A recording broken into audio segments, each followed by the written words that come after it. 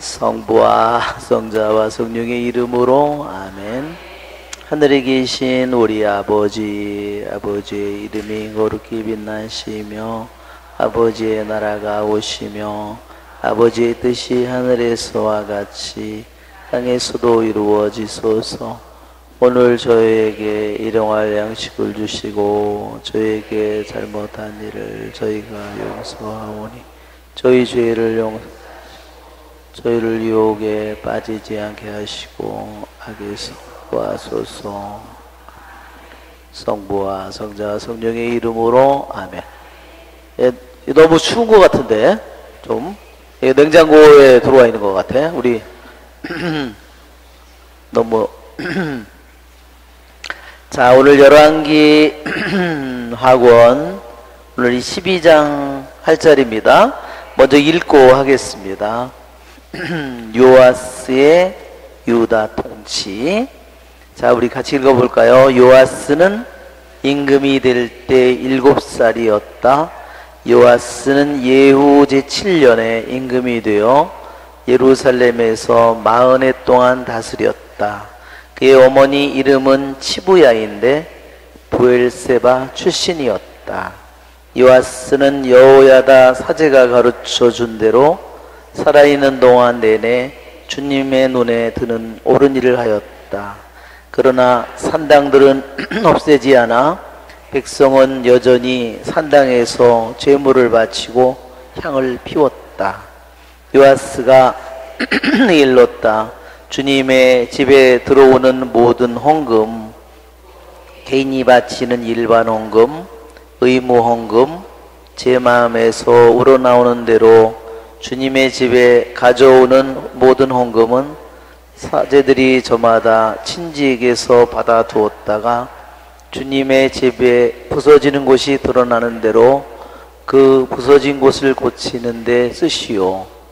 그러나 요아스 임금 제23년까지도 사제들은 주님의 집에 부서진 곳을 고치지 않았다. 그래서 요아스 임금은 여호야다 사제를 비롯하여 다른 사제들을 불러놓고 일렀다. 어찌하여 그대들은 주님의 집에 부서진 곳을 고치지 않고 있어? 이제부터는 그대들이 친지들에게서 돈을 받지 말고 주님의 집에 부서진 곳에 쓰도록 그 돈을 넘기시오. 사제들은 이 말을 받아들여 백성에게서 돈을 받지도 않고 주님의 집에 부서진 곳을 직접 고치는 일도 하지 않기로 하였다. 여호야다 사제는 궤를 하나 가져다가 뚜껑에 구멍을 내어 주님의 집에 들어가면서 쪽에 있는 제단 요단 놓아두었다. 그러고는 문지방을 지키는 사제들이 집에 들어오는 모든 돈을 그 궤에 넣게 하였다. 그 궤에 돈이 많아 보이면 임금의 서기관과 나가서 주님의 집에 있는 돈을 쏟아내어 세웠다. 그리고 셈이 끝난 돈은 주님의 집 공사 책임자들에게 주었다. 책임자들은 다시 그 돈을 주님의 집에서 일하는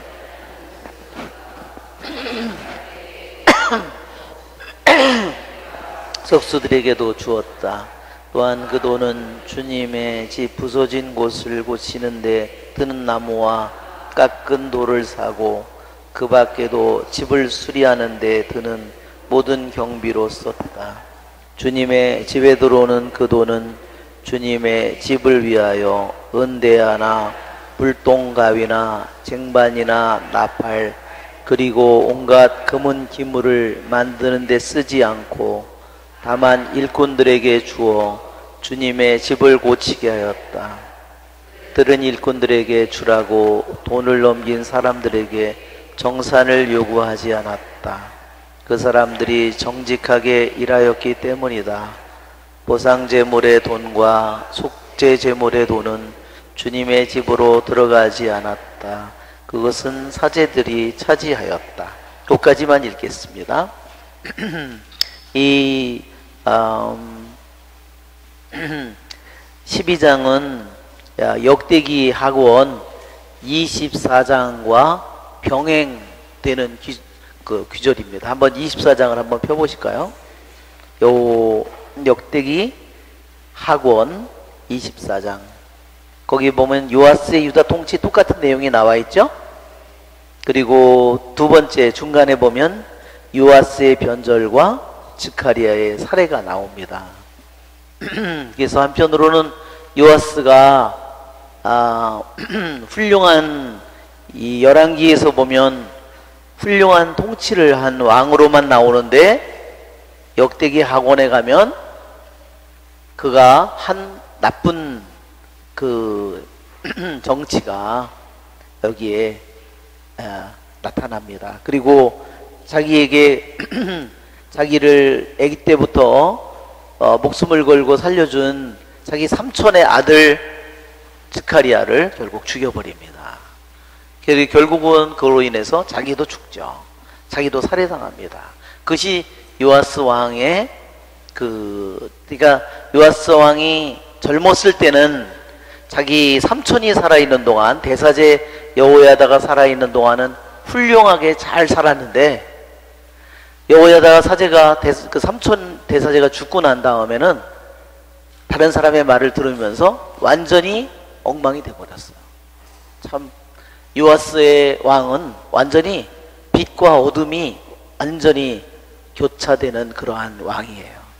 정말 나중에 일생은 너무나 처참하게 끝났습니다. 그래서 우리는 이 성경을 읽음으로써 요아스 왕의 두 가지 모습을 다 보게 됩니다. 요아스는 임금이 될 때 몇 살? 7살이었다.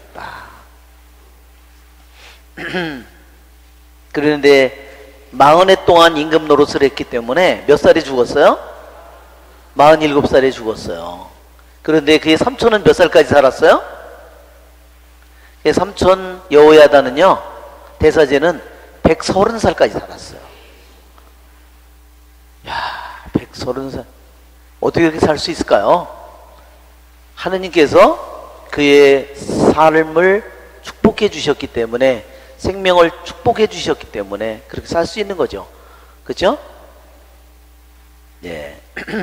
자, 우리가 한번 그림을 먼저 한번 보면, 자, 요아스, 여기 보면 이건 누구죠? 아달리아예요. 아달리아가 자기 아달리아의 남편은 여호람이에요. 여호람. 그런데 자기 아들 여호람이 죽자, 아니 자기 남편 여호람이 죽었죠. 창자가 바깥으로 나와서 죽었죠. 자기 외에 동기들을 다 왕에 즉위하자마자 다 죽였거든요. 그렇게 아버지가 여호사밧 왕이 형제들끼리 잘 살도록 모든 것들을 다 만들어 놨는데 즉위하자마자 자기 형제들을 모조리 다 죽여버렸어요. 그리고 결국 자기도 정말로 창자가 바깥으로 튀어나오는 끔찍한 병에 걸려가지고 죽을 고생을 하면서 자기가 죽게 됐는데, 그것이 남편이에요. 이 아달리아의. 그런데 아달리아의 아들은 누구예요? 아하지야죠? 아하지야가 죽자 예후에 의해서 북쪽에 갔다가 죽었죠.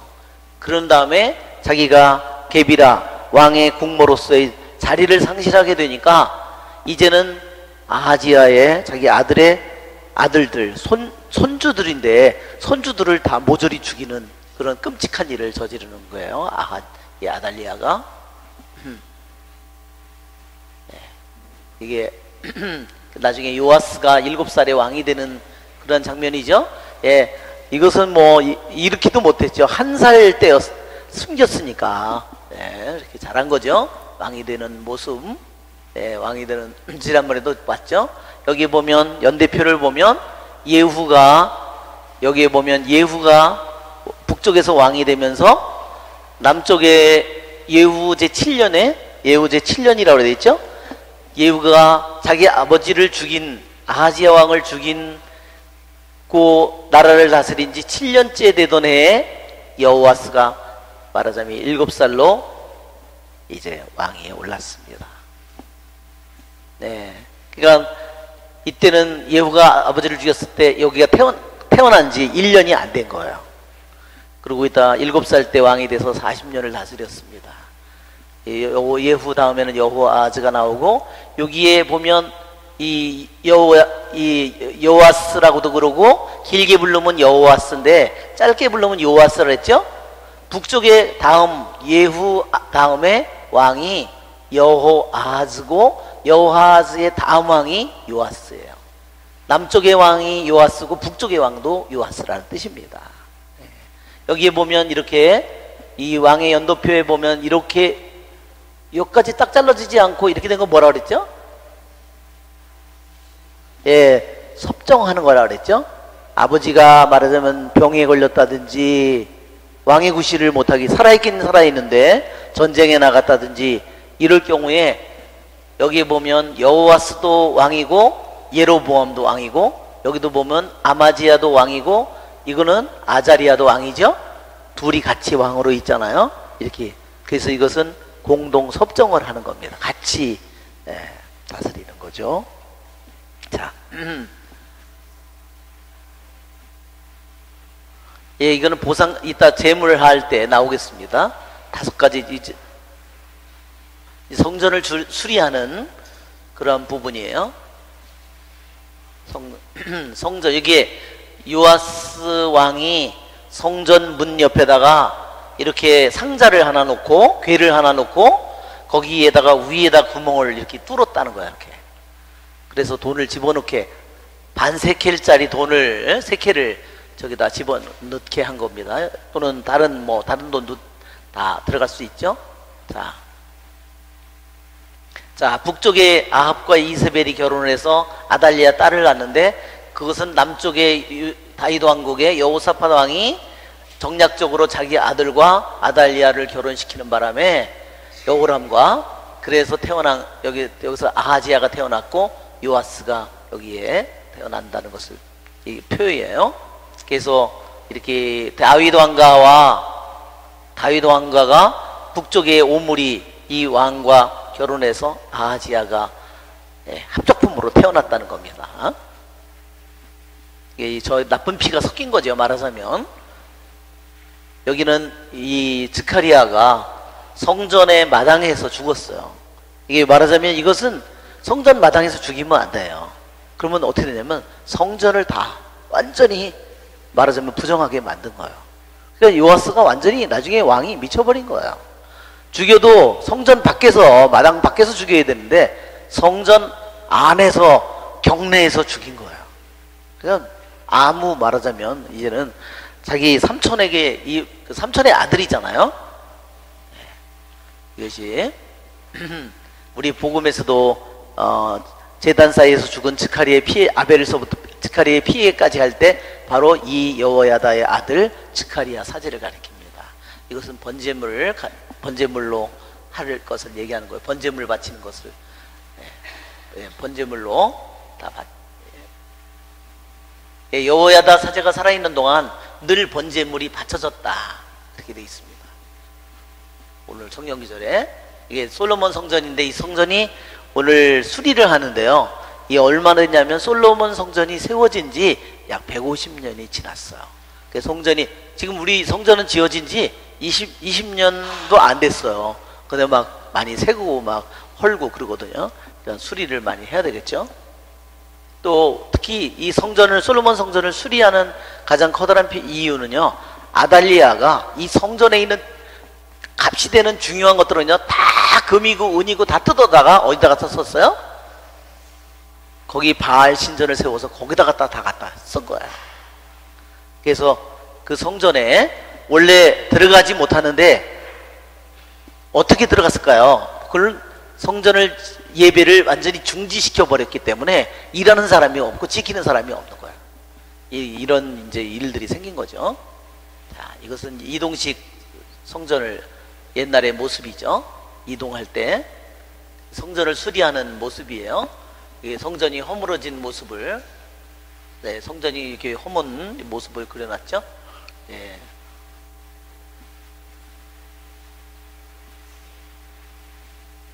이건 예루살렘의 성전의 예루살렘의 모습을 그림으로 이렇게 아주 간단하게 여기가 비스가산이고 여기가 요르단강 모세가 죽은 느보산 비스가산 여기가 갈릴레 호수 여기가 이렇게 지대가 높다는 것을 표현하기 위해서 이렇게 산맥처럼 높이 여기가 있습니다. 여기가 예루살렘 말하자면 뭐 이런 지역을 다 가리키는 거죠. 자, 돌을 이렇게 해서 스가랴 사제를 죽이는 것을 그림으로 그려놓은 겁니다. 스가랴 사제. 자, 그럼 앞으로 다시 가고요. 요아스 임금이 될 때 7살이었다. 요아스는 예후 제7년에 임금이 되어 예루살렘에서 40해 동안 다스렸다. 그의 어머니 이름은 치부야인데 브엘세바 출신이었다. 항상 남쪽 유다 왕의 어머니 이름이 꼭 등장한다 그랬죠? 그것은 왕의 어머니 게비라이기 때문입니다. 요아스는 여호야다 사제가 가르쳐준 대로 살아있는 동안 내내 주님의 눈에 드는 옳은 일을 하였다. 여호야다 사제는 말하자면 고모부예요. 자기가 그 여호세바가 살려줬잖아요. 여호세바는 자기 아버지의 누이잖아요. 에? 누이. 그러니까 그 고모부가 여호 대사제인데 그 사람이 살아있는 동안에는 그 사람의 말을 잘 듣고 주님의 눈에 드는 옳은 일을 했다 그랬습니다. 그렇죠? 우리가 주님의 눈을 피할 수는 없죠. 그렇죠, 여러분? 네. 그래서 우리들이 고생을 하든 내가 남이 알든 모르든 우리들의 모든 것을 바라보는 주님의 눈이 있다는 것을 우리가 생각하면 그것은 우리들에게 정말 너무나 커다란 위로와 힘이 됩니다. 그래서 정말 세상 사람들의 눈에는 굉장히 잘하는 것처럼 보이는데 주님의 눈에 들지 않는다면, 그렇죠? 얼마나 불행한 일이에요. 말하자면 세상의 임금의 눈에는 드는데 하느님의 눈에 들지 않는다면 얼마나 불행한 일이에요. 그렇죠?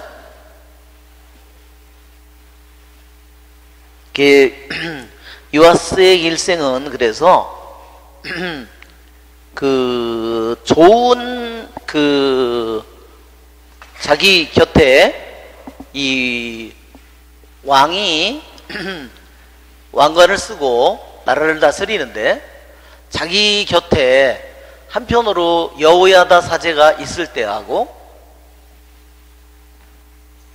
이 여호야다 대사제가 항상 가르쳐주고 하는데 나중에 유다의 대신들 또는 유다의 왕자들이라고 유다의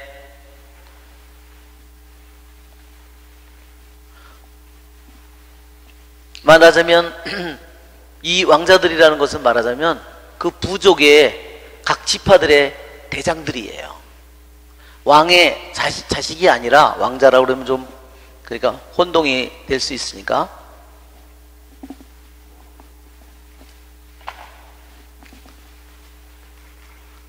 지파의 수령들이라고 할 수 있어. 이 사람들의 말을 듣는 말하자면 이 요아스 왕이 일생이 이 두 가지 누구의 말을 듣느냐 이 누구의 말을 귀담아 듣느냐 이에 따라서 완전히 요아스 왕의 삶 자체가 완전히 전혀 달라요. 우리들도 그렇죠? 내가 좋은 사람의 영향을 받으면 자꾸 좋은 쪽으로 가는데 내가 나쁜 사람들의 말을 들으면 어떻게 해요? 야 어디 가면 재밌다 뭐 어디 가면 좋다 뭐 그러면 내가 하다 보면 그 사람을 따라가다 보면 어떻게 돼요? 엉뚱한 데로 가요. 만약에 내가 성당에서 뭐 활동도 하고 레지오도 하고 뭐 하다가 이상한 나쁜 친구를 만나서 야 어디 재밌다 어디 놀러 다녀 맨날 가서 묻지마 관광에 가 그러면 어떻게 돼? 그렇죠? 그러면 뭐 아주 개판 5분 전이 되는 거예요 인생이. 우리들이 누구의 말을 듣는가 하는 것은 너무너무나 중요한 일입니다. 그래서 우리 고린토전서에 보면 고린토전서에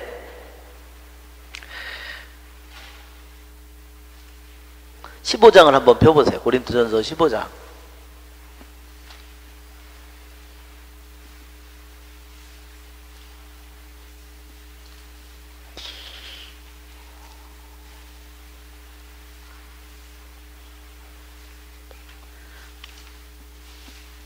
(15장) 33절. 나쁜 교제는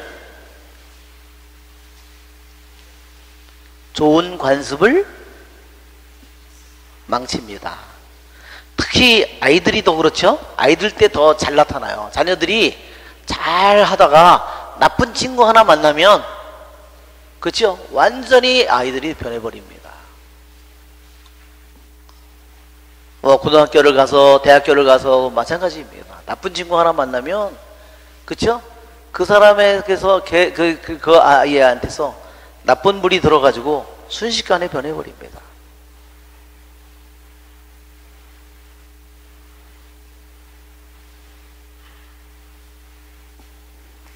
네. 예, 좋은 관습이라고 하는 것은 뭐냐면요, 어떤 사람이 좋은 습관을 가지고 있어요.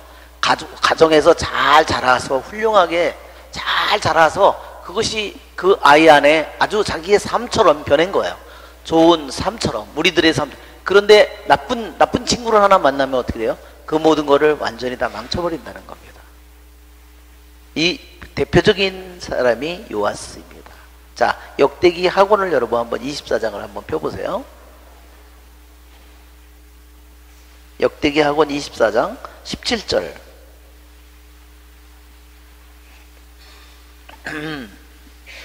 한번 읽어볼까요? 여호야다가 죽은 다음 유다의 대신들이 와서 임금에게 경배하자 그때부터 임금은 그들의 말을 듣게 되었다. 그들은 저희 조상들의 하느님의 집을 저버리고 아세라 목상과 다른 우상들을 섬겼다. 이 죄 때문에 유다와 예루살렘에 진노가 내렸다. 네. 네, 정말 기가 막히죠? 자, 그러면 열왕기 학원 우리 12장 공부하고 있는데 11장 17절을 한번 보세요. 그 앞페이지. 여호야다 사제의 개혁. 아달랴 16절에 보면 아달랴가 왕궁의 말문으로 난 길에 들어서자 거기에서 그 여자를 죽였다 그렇게 돼 있죠? 아달랴가 6년 동안 통치를 했어요. 왕으로서 6년 동안 통치해. 그런 다음에 예루살렘의 성전은 예배가 중지되고 그 다음에 모든 성전은 약탈당했어요. 17절을 보면 여호야다는 주님과 임금 백성 사이에 주님의 백성이 되는 계약을 맺게 하였다. 임금과 백성 사이에도 계약을 맺게 하였다. 그 땅의 모든 백성이 바알 신전에 몰려가 그것을 허물고 바알의 제단과 그 상들을 산산조각으로 부수었다. 그들은 또 바알의 사제 마탄을 제단 앞에서 죽였다. 여호야다 사제는 주님의 집에 감독을 세웠다. 그러니까 주님의 집 성전, 예루살렘 성전에 다시 아침 제사, 저녁 제사가 끊임없이 바쳐지도록 말하자면 예배조를 다시 정해서 돌아가게 만든 거예요. 그런데 여호야다 사제가 죽자 이 모든 게 다 어떻게 됐어요? 다시 완전히 정반대로 뒤집혀버린 거예요. 뭐 어떻게 됐어요? 아세라 목상과 다른 우상을 섬겼다. 참 기가 막히죠? 왜 그렇게 됐을까? 아니 어떻게 어려서부터 그렇게 여호야다 대사제가 그렇게 가르쳤는데 어떻게 이렇게 됐을까? 여기 보면 여호야다가 죽은 다음 유다의 대신들이 와서 임금에게 경배하자 그랬어요. 유대인 주석을 보니까요 어떻게 되어 있냐면 유다의 대신들이 와서 뭐라고 그랬냐면 이렇게 얘기했다는 거예요. 여호야다 사제가 죽었잖아요. 그 다음에 유다의 대신들이 와서 그 전까지는 여호야다가 살아있는 동안에는 근처에도 못 왔던 아주 그런 무리들이죠. 그 무리들이 뭐라고 얘기를 했냐면 여호와스 왕에게 이제는 왕권도 튼튼히 잡고 나라가 예루살렘 성전도 잘 움직이고 하느님을 잘 사랑하고 있는 그런 때인데 와서 뭐라고 임금에게 얘기했냐면, 임금님, 지성소에 들어가는 것은 극히 위험한 일입니다. 그런데 임금은 그 위험한 지성소에서 6년 동안을 살아남았습니다. 그렇죠? 어디 살아있었다고 그랬어요?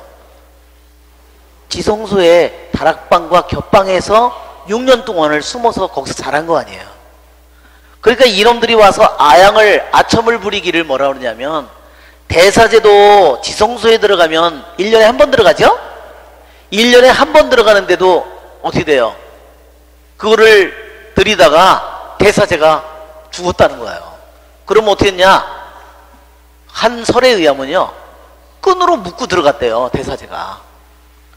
그 지성소에 들어갈 때 발에다가 끈을 묶고 이렇게 들어가가지고 예배를 드리다가 제대로 이 대사제가 말하자면 준비가 안 된 은총 속에 살지 못했을 때, 그러면 죽으면 어떻게 돼요? 누가 끈으로 들어갈 거야? 대사제도 죽었는데 그 끈으로 들어가면 쪼 죽잖아. 그러니까 어떻게 하냐? 끈으로 안 나오면 끈으로 당겼다. 죽었구나. 안 나오면, 시간이 지났는데도 안 나오면 죽었구나 그래가지고 끈으로 다른 사람이 들어가, 아무도 대사제 아니면 들어갈 수가 없기 때문에, 그래서 그런 방법을 썼다는 겁니다. 그런데 바로 이오아스 왕은 자기 삼촌이 말하자면 고모부가 말하자면 6년 동안을 지성소에 겹방과 다락방에서 살았다. 그래서 그거를 유대인들은 뭐라고 표현하냐면, 임금님은 지성소에서 6년 동안을, 그 위험한 지성소에서 6년 동안 살아남았으니까 당신은 신과 같습니다. 그렇게 아부를 했다는 겁니다. 그러니까 임금이 어떻게 됐어요? 그 말에 완전히 홀딱 넘어간 거예요. 그러니까 그것은 뭐예요? 그 말을 듣는 순간에 자기는 어떤 죄를 지었냐면 1계명을 어긴 거예요. 그렇죠? 바오로 사도가 전교여행을 하다가 기적을 일으키니까 사람들이 이것은 아폴로 신이다. 그러니까 바오로 사도가 어떻게 해요? 옷을 찢고 백성들 사이에 뛰어들어가죠. 우리는 절대 그런 사람이 아니라고. 우리는 여러분과 똑같은 사람이라고. 이 요아스 왕이 교만의 죄를 지은 거예요. 1계명을 어기는 죄를 지은 거예요.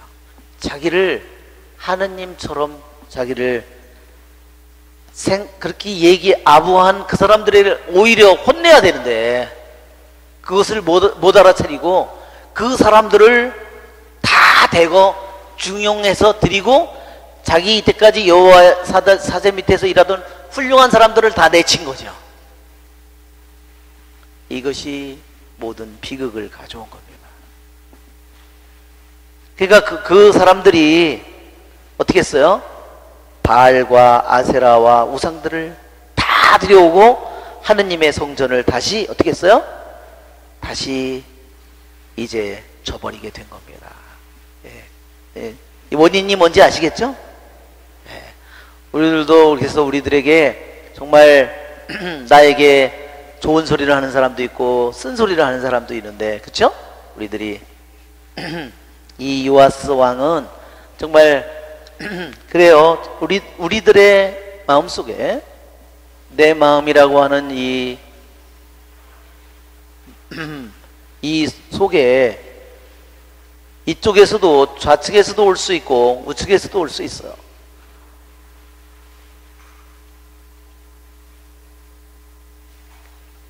내 마음속에 들려오는 그 목소리가 이게 음성이죠? 예, 이것이 음성이에요.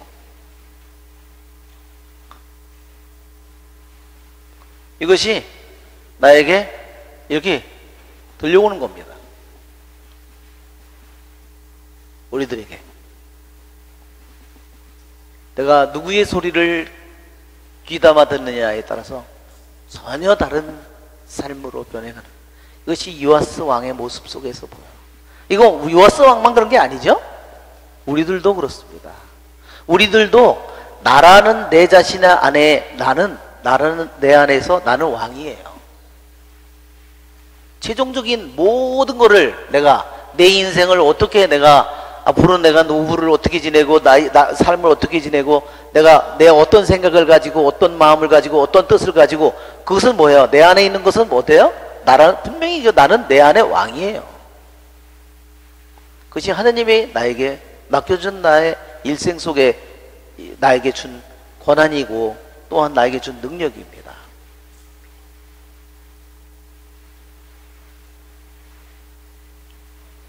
이 소리를 잘 식별할 수 있는 것은, 그러니까 우리들이 하느님의 말씀에 귀를, 이스라엘아 들어라, 들어라 이스라엘아, 구약 성경에 수도 없이 들어라는 말이 나오죠.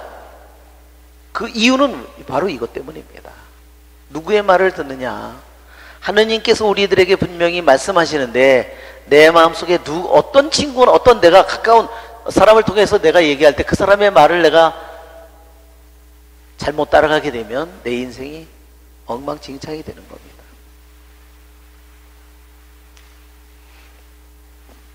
그러니까 이제까지 자기가 잘 사랑하던 하느님을 어려서부터 자기가 자기의 목숨이 살아남은 것도 목숨을 걸고 그들이 하느님을 사랑했기 때문에 자기 고모부가 수많은 사람들이, 거기에 사제들이 자기 목숨을 걸고 자기를 해줬는데, 결국은 임금님은 지성소에서 6년 동안을 살아남은, 그것을 보면 분명히 당신은 신입니다. 그래. 그래. 그래가지고 그 썩을 놈들을 다 갖다가 대신으로 앉히고서 그 사람들의 말을 들었으니, 완전히 눈이 뒤집혀 버린 겁니다. 눈이 멀어버린 겁니다. 그 순간에.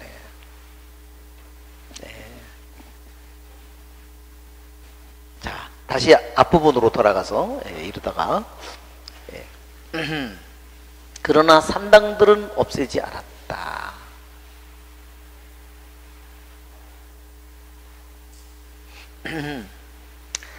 백성은 여전히 산당에서 제물을 바치고 향을 피웠다. 산당은 이스라엘의 그 땅 중에서 높은 곳에 있는, 그러니까 여기에 보면 이렇게 유다의 땅에 보면 이 갈릴리 호수도 있고, 여기에 사해도 있으면, 여기에 이런 높은 산들이 막 태백산맥 우리나라 마냥, 이쪽에는 완전히 모래 평야지대죠. 구릉지대, 그 다음에 산악지대, 그 다음에 그 최고 높은 이 지역, 그 다음부터 여기서는 완전히 급격한 경사로 이 사해로다가 뚝 떨어지는 거예요. 땅이 이렇게 생긴 겁니다. 여기는 막 보통 700m, 800m 이런 지대지어다. 그런데 산당은 왜 사람들이 산당을 중요시 했느냐면, 산이 높으니까 하늘이 가깝다고 생각한 거예요. 하늘이 가깝다고 생각했기 때문에 신과 가깝다고 사람들이 일반적으로 다 생각하게 된 거예요. 그것은 뭐 우리나라도 뭐 다르지 않습니다. 제가 한번 봉화에 갔는데요. 한번 봉화에 제가 혼자 여름방학에 한 달을 혼자 피정하기 위해서 봉화를 갔어요. 그래가지고 갔는데, 가니까 다 곳곳이 굿땅이야. 이쪽에도 가면 굿땅, 저쪽에도 가면 굿땅. 거기 그 산이 높잖아요, 다.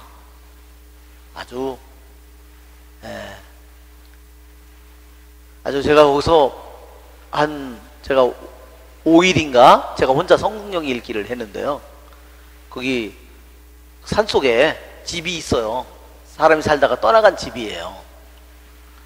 딱 갔는데, 거기 갔더니 한 사람이 거기를 안내해줘서 갔는데, 신부님 그 사람 안 산 지 오래됐어요. 부엌문을 쓱 열으니까요, 뭐 시커먼 게 날라다녀. 아니 저기 뭐지? 박쥐. 그래서 제가 그 박쥐가 거기 와서 부엌에 틈으로 겨들어와가지고 거기서 살고 있는 거예요. 그가 문을 열고서 거기서 들어가니까 박쥐가 막 날아다니는 거예요. 네. 그리고 한 번은 거기서 여름이라서 거기서 성경을 읽고 있는데 밤중에 전기는 들어와요. 밤중에 전기를 불을 딱 켰더니 인가가 하나도 없어요. 그 동네는. 밤에 밖에서 누가 탁 두들겨요. 누구세요? 아무 대답이 없어. 누구세요? 아무 대답이 없어. 이상하다. 가슴이 두근두근. 가서 그러니까요. 나가보니까 나방이 이만한 놈들이요. 불이 켜져 있으니까 그 창호지 문에 다다다닥 여기 아무도 안 사는데 여기 어떤 놈이 온 거요? 그러면서 막 다다닥. 그래가지고 이틀째인가 거기 있는 분이 참외를 가져왔다고 그 마을을 넘어와가지고 참외를 하나 갖다 놨어요. 그래서 제가 성경을 공부하다가 읽다가 쉬를 하느라고 밖에 나갔다 왔어요. 방바닥에다 놓고 나갔다 오니까 누가 참외를 이만큼 깨물어 먹었어. 아니 이거 나밖에 없는데. 귀신이 고칼라 그러시네.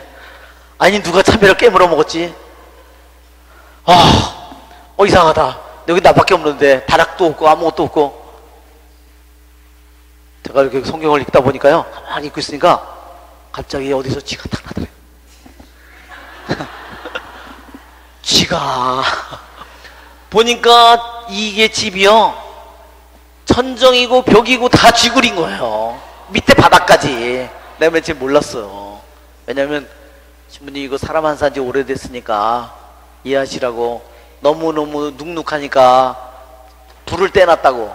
불을 떼놨을 때는 그놈들이 다 연기하고 불 때문에 도망갔다가요, 불이 꺼지니까 이틀인가 3일 지나니까요 다시 구글로 다 되돌아와가지고 자기 집으로 찾아온 거예요.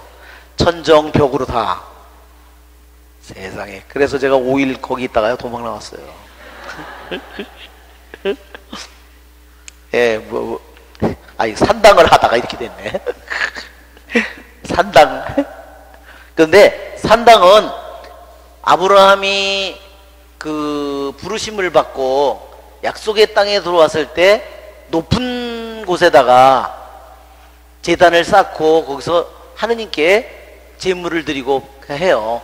그것은 괜찮아요. 그런데 언제부터 이것이 문제가 됐냐면 에집트에서 땅에서 나와서 약속의 땅에 들어가서 있을 때 예루살렘 성전을 지은 다음부터는 그게 다 불법이에요. 왜? 내 이름을 두려고 한 신명기에 있는 것처럼 내 이름을 두려고 한 곳에서만 예배를 드려야 된다 그랬어요. 그 솔로몬 성전이 지어지면서 다른 데서 산당에서 그때까지는 허용이 됐는데 그때부터 산당은 하느님에게 경배를 드릴 수 있었어요. 그때까지는. 그런데 각자가 자기가 원하는 대로 할 수 있었는데 그 이후에는 불가능했습니다. 그래서 여기에 산당은 산당을까지도 완전히 없애놓은 건 누구죠? 히즈키야 왕이에요. 열왕기하권 18장에 가면 이제 산당을 없앤 유일한 왕은 히즈키야 왕이라고 나옵니다. 그래서 신명기 12장에 보면 내 이름을 두려고 한 곳에서 그곳에서만 예배를 드려야 된다는 것은 신명기 12장 5절부터 8절에 있는 말씀이에요.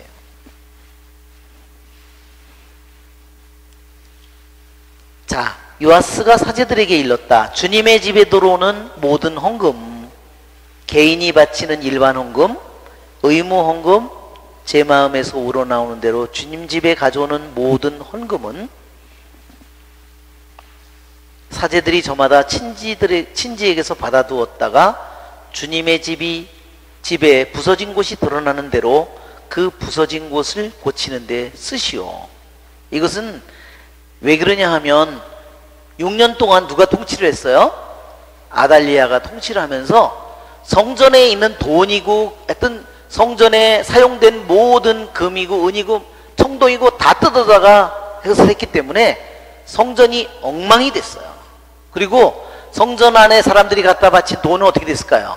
성전을 수리하라고 그것도 갖다가 다 거기다 썼죠. 그러니까 돈이 없는 거예요.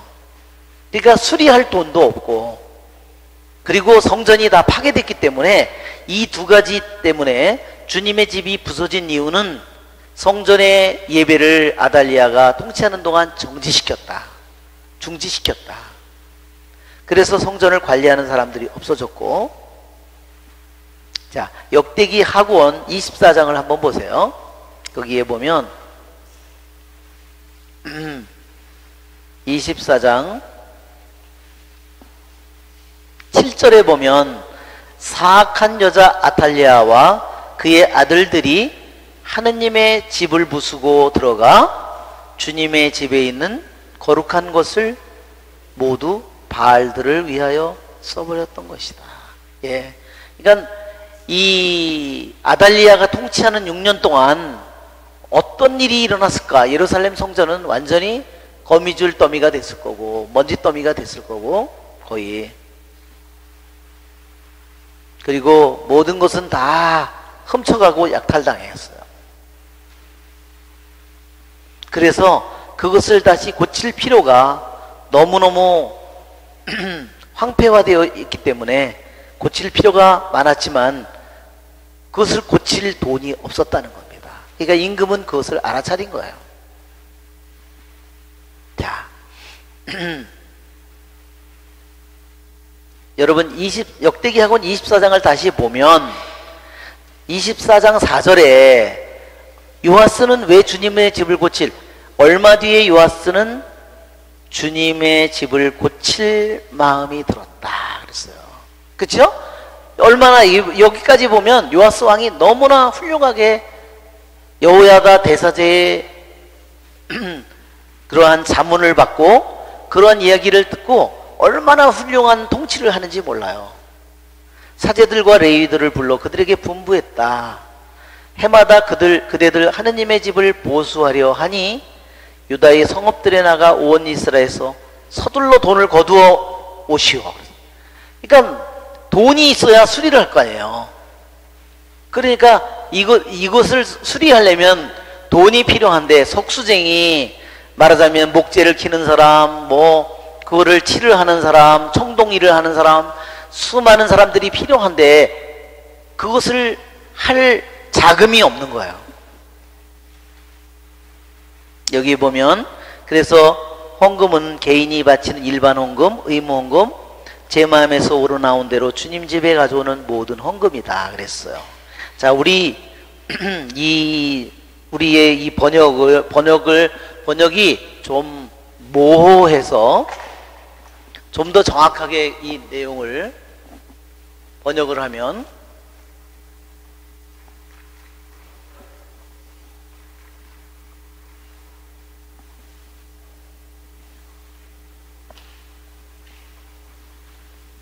첫째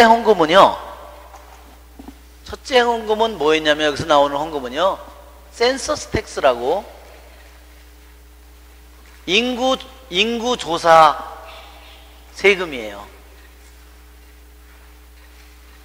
두 번째는 리뎀션 머니라고 그래서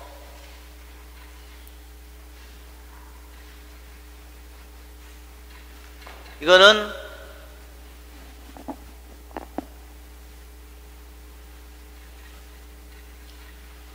속전이에요. 속전.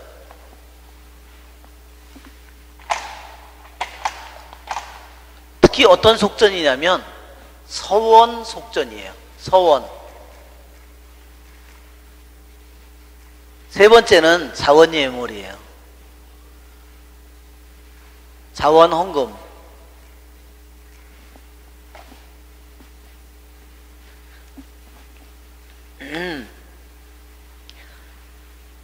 자, 여기는 개인이 바치는 일반 헌금, 의무 헌금 이렇게 돼 있는데 여기에 한글 파일을 한번 보여주시면, 한글 파일 중에 뭐가 있냐면 이거 없나? NIV 이거 없나 보네. NIV 그거 있네. 예, 그 NIV 그거예요. 그거 좀 켜주시면 이 번역이 개신교역도 보면은 개신교역도 이렇게 돼 있어요.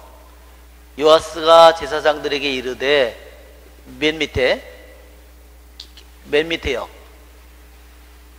예, 거룩하게 하여 드리는 은, 사람의 통용하는 은이나 각 사람의 몸값으로 드리는 은이나 자원하여 여호와 전에 드리는 모든 은을, 이렇게 있죠?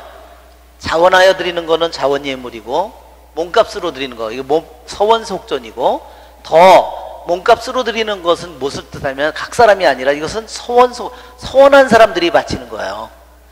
첫 번째는 거룩하게 하여 드리는 은, 사람의 통용하는 은, 이것도 이 번역이 잘못된 번역이에요. 말하자면 여기에 있는 것처럼 뭐냐면 모든 사람이 여기 보면 카운트라고 되어 있는데, 첫 번째 돈은 뭐냐면요, 인구조사를 하는 거예요. 사람을 하나하나 사람들을 셀 때마다 그걸 셀 때 내는 돈, 인구조사 세금이에요. 이것은 일생에 한 번만 바치는 거예요. 이것은 반세켈을 내놓는다. 이 두 번째로 여기 보면 Every man is set at, 이것은 모든 사람이 서원을 하고, 내가 나지르인이다, 나지인으로 서원을 했어요. 내가 또는 어떤 몇 개월 동안 서원을 했어요. 또 여자도 서원을 할 수 있고 남자도 할 수 있고 다 뭐 서원을 할 수 있는데, 서원을 했다가 서원이 끝나잖아요. 서원이 끝날 때 꼭 속전을 바쳐야 돼요. 즉 자신을 하느님께 바쳤다가 3개월이면 3개월 나지르인처럼 몇 개월 동안 서원을 해서 자신을 하느님께 바쳤다가, 그럼 누구 거에 됐어요? 하느님 것이 된 거예요. 그런데 다시 자기가 자신의 삶으로 다시 옛날의 삶으로 돌아가기를 원해요. 그럴 때 속전을 내고 돈을 내는 거예요. 그것을 서원 속전이라고 그래요.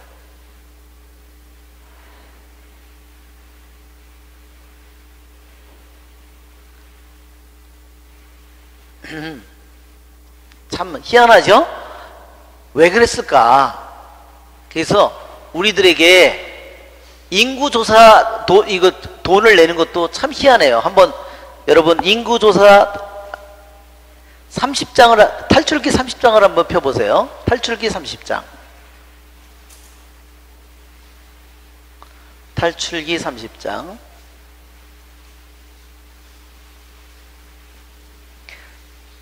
인구조사와 세금이 있어요. 30장 11절 12절에 한번 읽어볼까요? 주님께서 모세에게 이르셨다. 내가 이스라엘 자손들의 수를 세워 인구조사를 실시할 때 사람마다 자기 목숨값으로 주님에게 속전을 바쳐야 한다. 그래야 인구조사 때문에 그들에게 재앙이 닥치지 않을 것이다. 인구조사를 받는 이는 누구나 성소 세켈로 반세켈을 내야 된다. 한 세켈은 20게라이다. 그 반세켈은 주님에게 올리는 예물이다.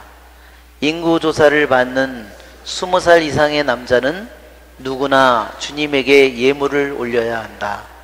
너희 목숨에 대한 속죄로 주님에게 이 예물을 바칠 때 부자라고 반세켈보다 더 많이 내도 안 되고 가난한 이라고 이보다 덜 내도 안 된다. 너는 이스라엘 자손들에게서 속전을 받아 만남의 천막 예식 비용으로 쓰도록 내주어라. 이것이 주님 앞에서 너희 목숨에 대한 속죄의 기념이 될 것이다. 예. 왜 인구조사를 할 때 속전을 바쳐야 됐을까?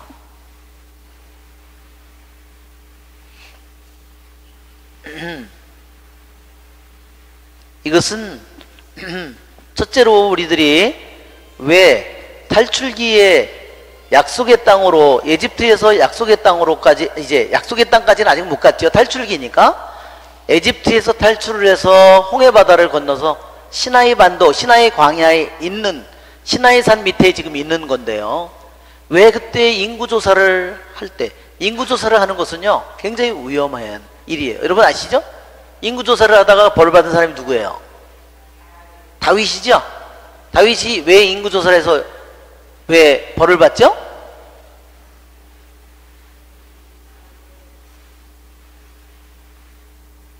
인구조사는요 하느님만이 시키는 거예요. 그 인구조사를 하느님께서 모세에게 이스라엘 백성이 약속의 땅까지 가는 도중에 모세에게요 인구조사를 하라고 2번 시켰어요. 그래서 즉 하느님이 인구조사를 시키는 것은 하느님만이 명령을 내릴 수 있는 거예요. 그런데 다윗은 인간이 자기가 인구조사를 자기가 시켰어요. 그 벌을 받은 거예요. 여러분 인구조사하면 우리가 어떻게 되죠? 우리가 그전에는 몰랐는데 인구조사를 해서 나중에는 하니까 인구조사, 인구가 너무 많다, 그러니까 애를 줄여라, 하나만 낳아라, 둘만 낳아라. 그래서 결국은 나라가 어떻게 됐어요? 이렇게 지금 이렇게 됐죠? 그것은 인구조사에, 인간이 인구조사를 해서 그런 결과를 냈으니까 결국은 어떻게 된 거예요? 수많은 아이들이 태어나지 못, 낙태된 거죠. 어마어마한 죄를 지은 거죠. 그래서 우리들이 성경에서 인구조사는 오직 하느님만이 명령을 내릴 수 있어요. 아무리 훌륭한 다윗 왕이 인구조사를 시켰다, 그것도 벌이에요. 그것이 얼마나 끔찍한 결과를 가져왔는가. 우리들이 오늘날의 인구조사를 할 때 그러한 것만을 너무 믿다 보니까, 그렇죠? 끔찍한 모든 일들이 일어나고 있는 겁니다.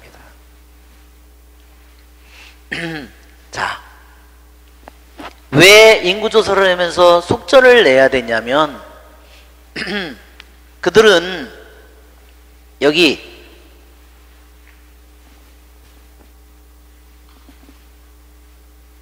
약속의 땅까지 그들이 노예였는데 약속의 땅까지는 못 갔지만 시나이 산 밑에까지 왔어요. 그것은 뭐냐? 그들은 이제까지는 에집트에서는 그들은 노예였다는 겁니다.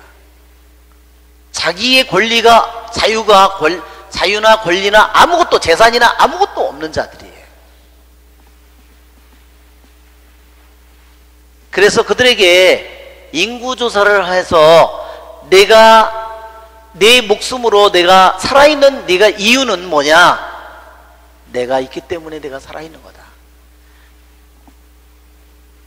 에집트에 있는 모든 마다들이 다 죽는 것처럼 너희들도 다 죽을 수 있었는데 너희들이 살은 이유는 오직 너희를 해방시킨 이도 나고 너희를 살아있게 한 이도 나다. 너희들이 그만한 자격이 있는 사람이라서 내가 너희를 살려준 것이 결코 아니다. 너희에게 자유를 준 것이 그럴 자격이 있어서가 아니다. 그래서 하느님께서 그들에게 너희들이 여기에 서 있을 수 있고 내가 자유를 가질 수 있고 내 목숨을 가지고 있을 수 있고 내 재산을 가질 수 있고 내 가족을, 이 모든 것이 주님에게서 왔. 그러기에 너는 죄 많은 사람이지만 그러기 때문에 속전을 바치는 거야. 내 목숨은, 내 자유는, 내 생명, 내 재산은 내 것이 아니다. 그것 때문에 속전을 바치는 겁니다.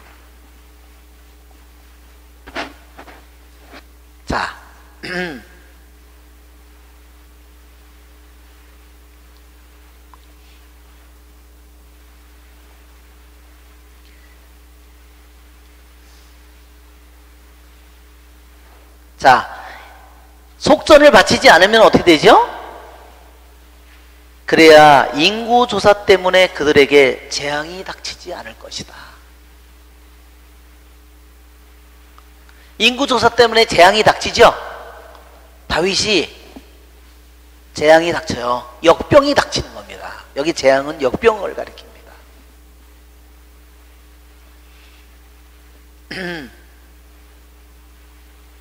그러기에 인구조사는 바로 여기서 20살 이상이 된 남자, 이것은 특히 인구조사는 어느 때 하느님께서 명령하시냐면 전쟁에 나갈 때, 그렇죠? 전쟁에 나가는 사람은 살아 돌아올지 죽어서 돌아올지 모르죠? 그 모든 권한은 누가 가지고 있어요? 오직 하느님만이 가지고 있죠. 그것이 바로 생명의 값이에요.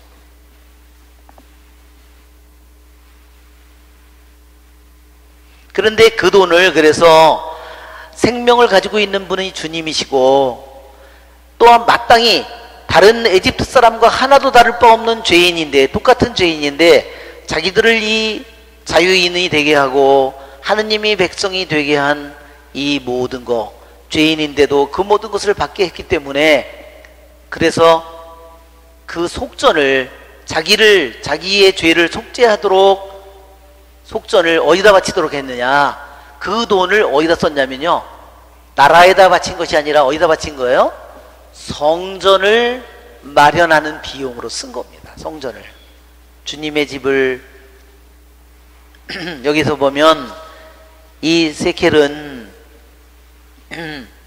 속전을 받아 만남의 천막 예식 비용으로, 만남의 천막을 만드는데 이 비용을 다 쓴 거예요. 이 이스라엘 백성 남자 20살 이상이 된 모든 속전, 거기가 탈출기 38장을 한번 보세요. 탈출기 38장.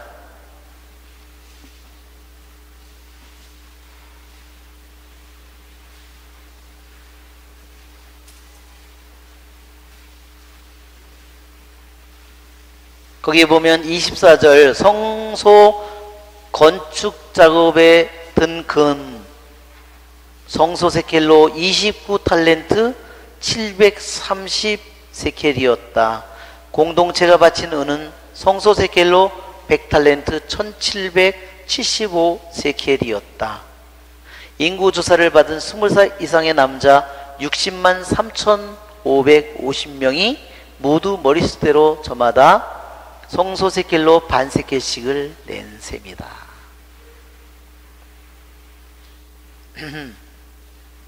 그러니까 성전을 수리하는데 모든 사람이 어떻게 해요?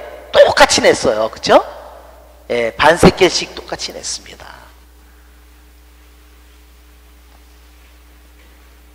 두 번째 의무 헌금이라고 되어 있는 거, 이것은 아까도 얘기했죠? 리뎀션 머니라고, 어떤 사람이 서원을 했을 때, 서원에서 풀려날 때, 서원에서 말하자면 서원 기간이 끝났을 때 바치는 돈, 그것을 서원 속전이다. 그 다음에 34분이나 됐네. 죄송합니다. 예, 여러분 좀 쉬시고. 예.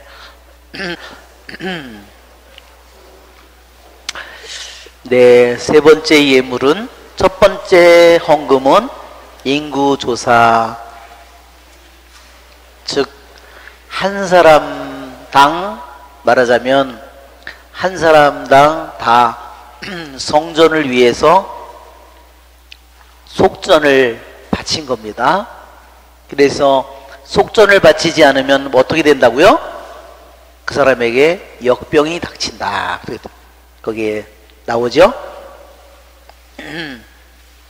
탈출기 30장에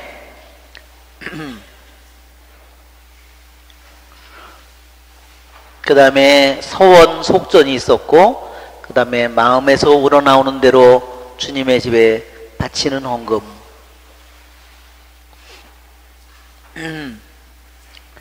이 신명기 16장을 한번 보시면 주간절 축제가 있는데, 주간절 축제가 뭔지 아시죠?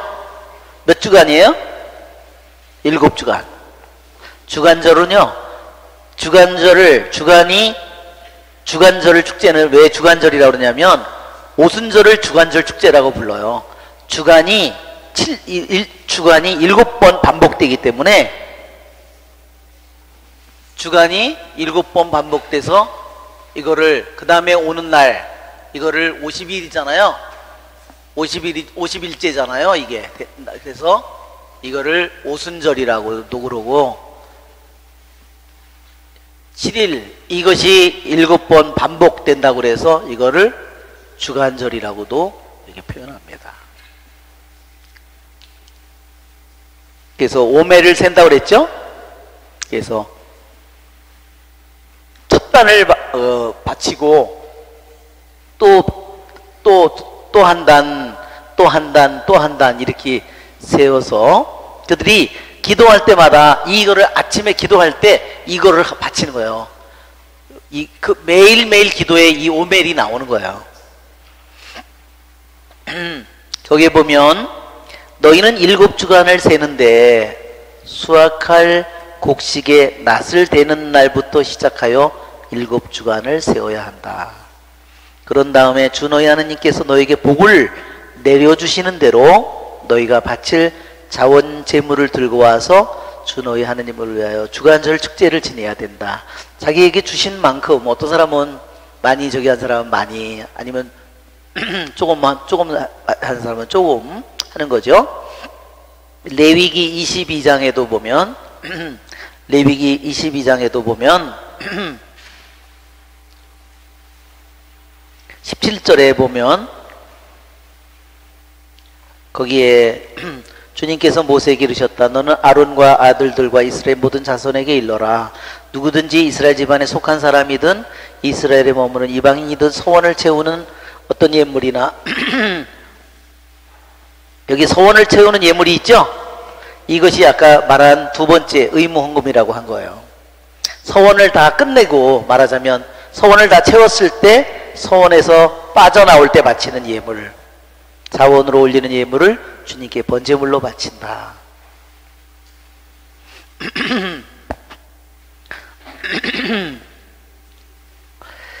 사제들이 저마다 친지들에게서 여기 친지는 말하자면 자기 이웃 사람들에게서 그 당시에 지역이 이렇게 오늘처럼 교통이 뭐 지금처럼 휴대폰으로 다 결제하고 뭐 이런 시대가 아니니까 옆에 있는 사제가 그 근처에는 사는 사람 이웃이나 자기 친척들에서 받아가지고 가지고 있다가 와서 성전에다가 봉헌한 거죠. 주님의 집에 부서진 곳이 여기 보면 부서진 곳이 뭐냐, 금이 간 곳 뭐 이런 것들을 의미하는 거예요. 깨어진 곳 뭐 저희 성당도 보면 뭐 여기 뭐 천정에도 여기서 뭐 불이 떨어지죠. 위에서 뭐 비가 오니까 위에서 큰 비가 오면 여기서 작은 비가 또 그래서 떨어지는데 어디로 떨어지냐면요, 이 제대로 다 떨어져요. 나무 제대 제단 위에로다가 또 떨어져요. 네. 그래서 좀 수리를 잘 해야 됩니다. 또 그러나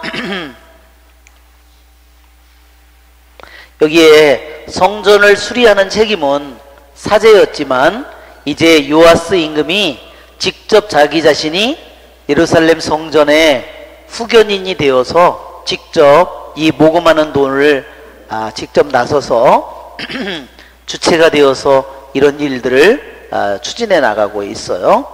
그러나 요아스 임금 제23년까지도 요아스 임금 제23년이면 요아스 임금이 몇 살 때예요?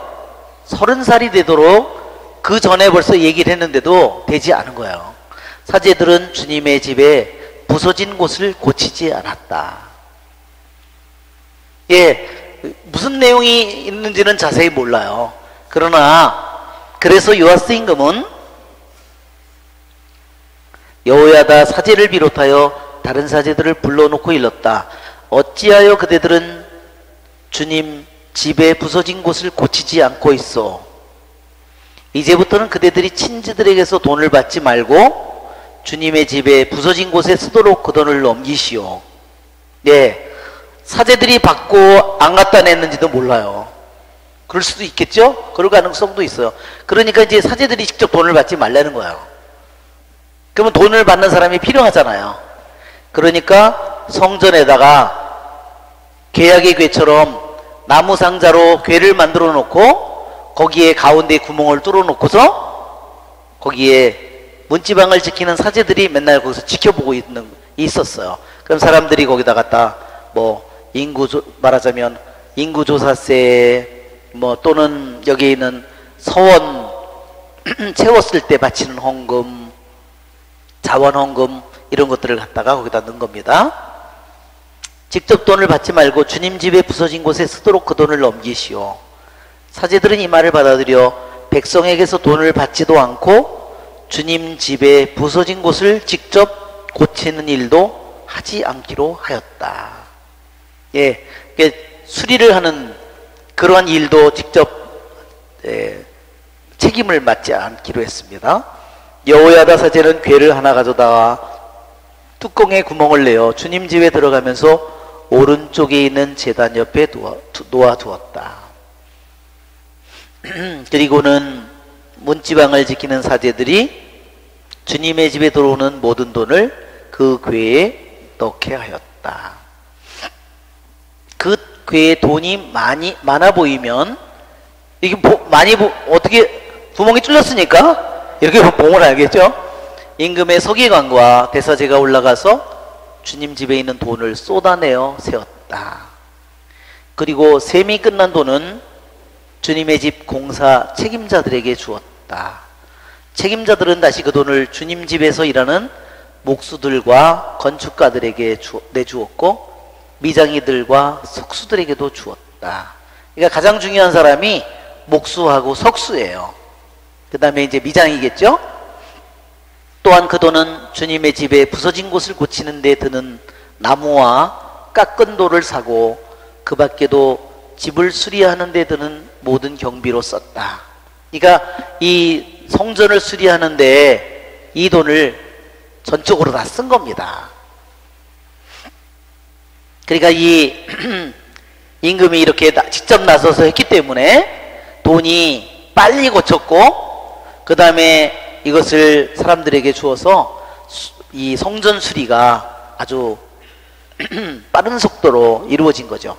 주님 집에 들어오는 그 돈은 주님의 집을 위하여 은대야나 불똥가위나 쟁반이나 나팔 그리고 온갖 금은 기물을 만드는 데 쓰지 않고 다만 일꾼들에게 주어 주님의 집을 고치게 하였다. 그러니까 먼저 이 무슨 14절의 이 말은 무슨 뜻이냐면 은대야나 불똥가위나 이런 것도 필요한 거예요. 왜냐? 다 훔쳐갔으니까. 그런데 성전을 수리하는 걸 가장 먼저 했기 때문에 그 기물들을 만드는 거는 2차적으로 하기를 원했다는 겁니다. 성전을 수리하는데 말하자면 가장 주안점을 뒀다는 거예요. 그 다음에 여기 이 역대기 학원에 보면 24장에 보면 남은 돈을 가지고 이 기물들을 만들었다고 여기 나와 있습니다. 다만 일꾼들에게 주어 주님의 집을 고치게 하였다. 한번 역대기 학원 24장 12절을 다시 한번 볼까요? 역대기 학원 24장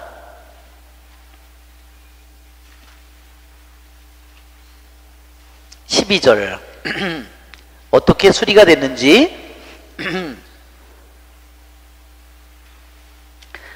임금과 여호야다는 그 돈을 주님의 집 보수를 맡은 이들에게 주고 그 돈으로 석수들과 목수들을 고용하여 주님의 집을 고치게 하였다.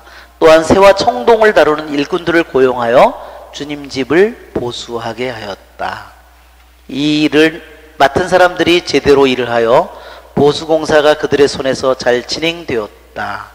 그래서 그들은 하느님의 집을 원래대로 복구시켜 견고하게 만들었다. 그래요. 우리들도 우리 하느님의 집을 견고하게 만들어야 되죠? 만일 우리들도 주님의 집이 부서져 있다면, 주님의 집이 금이 가 있거나 그렇다면 우리들도 주님의 집을 견고하게 복구시키고 견고하게 먼저 만들어야 돼요.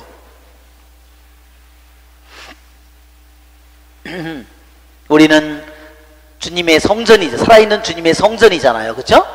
근데 성전에서 기도 소리가 안 울린다. 그래서 우리들 안에서 기도 소리가, 내 안에서 하느님의 말씀을 읽는 그런 그런 시간이 없다. 그러면 내 성전이 무너진 거예요. 성전이 부서진 거죠. 성전이 금이 간 겁니다. 그래도 여러분, 왜 프란치스코 성인 그 얘기도 알죠? 내 성전이 허물어졌는데 성전을 다시 세우라고, 그죠? 프란치스코가 교황님이 꿈을 꿨는데 이렇게 어떤 사람이 이렇게 허물어진 성전을 어깨로 이렇게 받치고 있다고 그랬었잖아요, 그죠? 그래도 이 프란치스코 3회 회원들은 아시시 가잖아요, 그죠? 아시시 가면은 그 처음에 프란치스코가 허물어진 성전을 수리한 그 성전이 있죠? 그게 포르지움 꼴란가 거기 성전에 거기 가보면요, 저도 깜짝 놀랐어요. 그 성전에 가서 거기 가보신 분, 예, 거기 가봤는데 그 성전이 어떻게 되어 있냐면 성전이 이렇게 돼 있어요.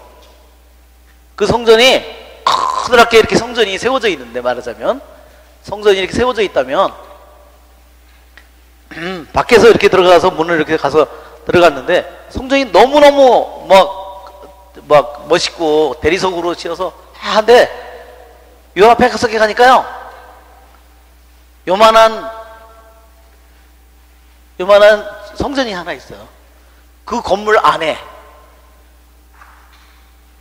그냥 이게 프란치스코 성인이 세운 게 이거예요. 정말 시골에 공소 있잖아요. 그런 돌멩이로 만드는 그런 조그마한 공소인데 이 성전을 이게 천사성당이라고 했던가, 이게 무슨 성당이라고 했는데 하여튼 여기에다가 이거를 우리 같았으면 다 부수고 졌을 텐데 요거를 그대로 내버려 두고 그 위에다가 이 큰 성전을 졌어요. 그래서 가서 보니까 너무 저 조그만 성전을 본 게 너무너무 행복하더라고요. 이게 정말, 왜냐하면 그러한 역사에 이것도 허물어졌었다는 거 아니에요, 그쵸? 이것도 허물어졌기 때문에 하나님 이걸 프란치스코가 수리해서 만들어 놨는데 나중에 저 위에다가 저렇게 커다란 성전을 세워놨습니다.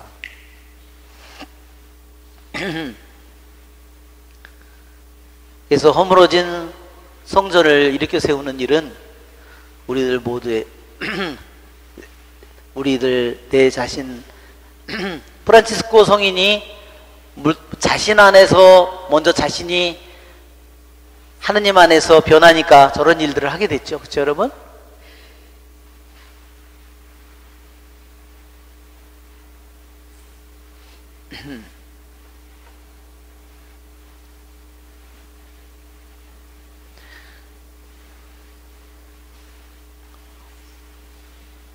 그래서 우리들의 내 자신 안에 하느님의 성전 안에서 끊임없이 기도가 또한 하느님께로 올라가고 있다고 한다면, 그쵸? 우리가 끊임없이 기도를 바치고 있다면 주님께서 모르실 리가 있어요? 모를 리가 없죠? 네. 네. 그것이 바로 우리들이 정말 하느님 아버지께 소리가 갑자기 너무 커졌네. 예. 주님의 집을 올바로 고쳐서 수리하는 일들은 바로 우리들 모두에게도 해당되는 일입니다.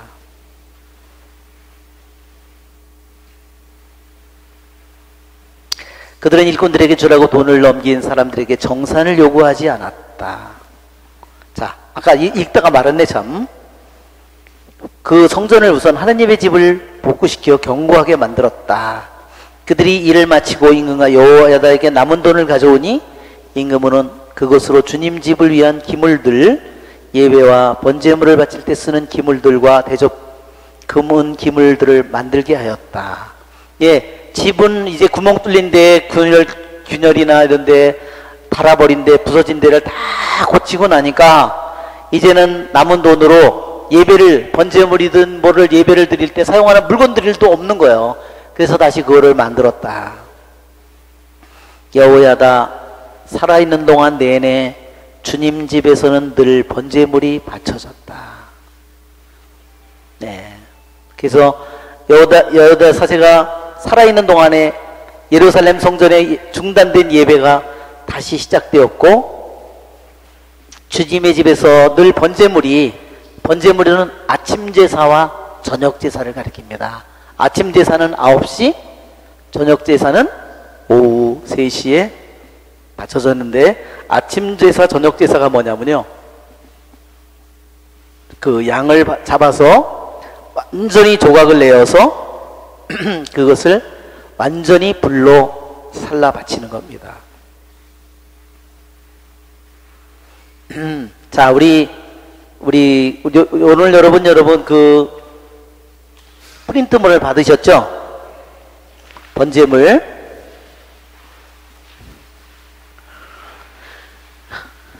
자, 번제물은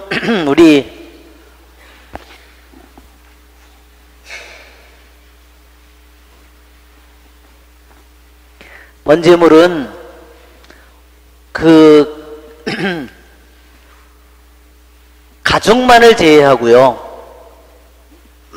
완전히 불에 태워 바치는 겁니다.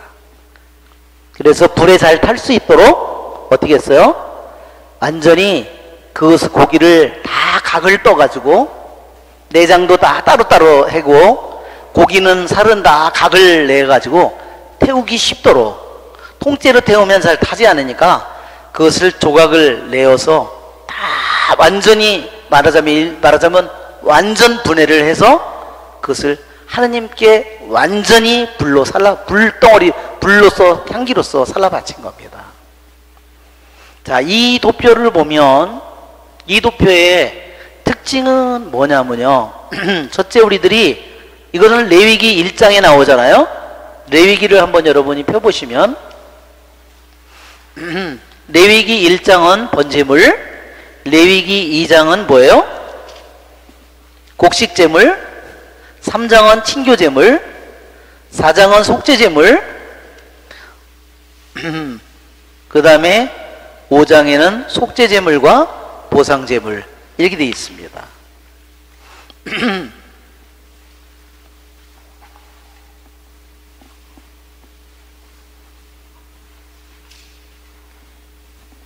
자, 레위기에 보면 1장, 2장, 3장, 4장, 5장 이렇게 되어 있는데, 여기는 번제물, 이거는 곡식제물, 이거는 친교제물 또는 평화제물,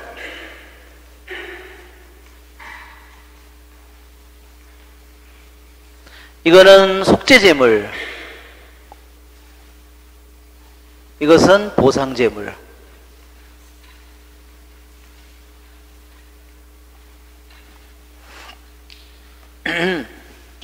자, 여기에 이 도표가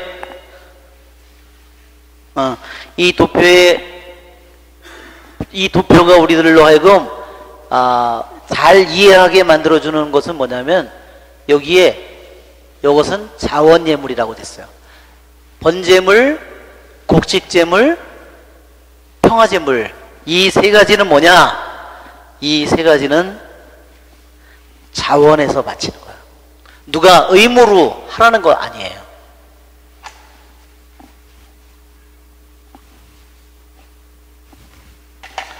이 세 가지는 자원에서 바치는 거예요. 자원하여 바치는 거예요. 자기가 좋아서 바치는 거예요. 원해서 바치는 거다. 거예요. 그런데 이 두 가지는 뭐냐면요, 이것은 의무예요.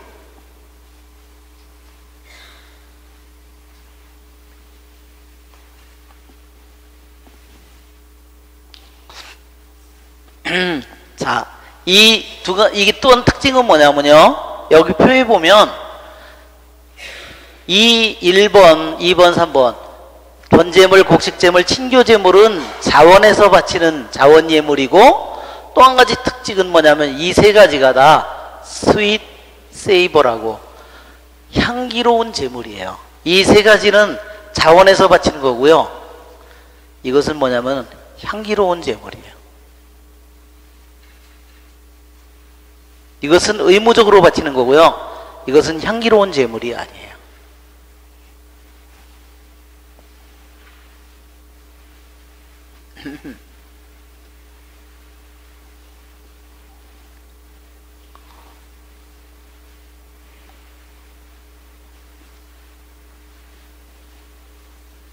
이거는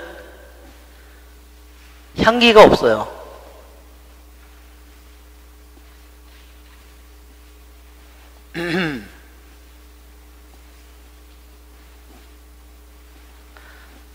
자, 그리고 속죄제물은요, 여기에 있는 속죄제물은 어디서 받냐면 진지 밖에서, 또는 예루살렘에 들어가면 어디죠? 예루살렘 성문 밖에서 바쳐야 돼요. 성문 밖에서.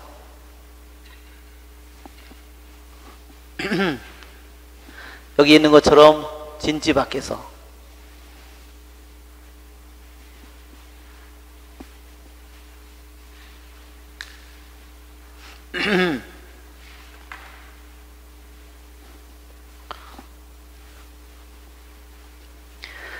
자, 우리는 여기에 보면 이 번제물과 곡식제물, 친교제물, 성경에는 이런 순서대로 되어 있지만요, 우리들이 하느님께 제물을 바칠 때는요, 어떤 순서로 바쳐야 되냐면 이런 순서로 바쳐야 돼요.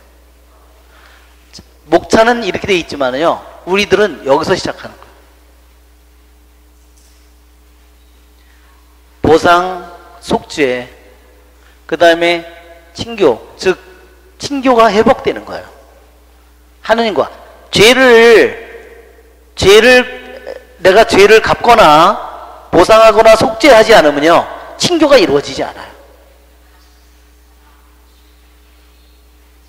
그러니까 우리들이 왜 그러면 1장서부터 이렇게 되어 있느냐, 우리들이 신앙생활을 하는 데 있어서 먼저 보상제물, 속죄제물로 이런 식으로 하면 되는데, 왜 레위기는 왜 번제물로부터 시작하냐면, 그 이유는 하느님의 편에서 기록됐다는 거예요. 하느님의 편에서, 우리 편에서 기록된 것이 아니라 하느님에게 가까운 부분에, 그것이 바로 번제물이에요.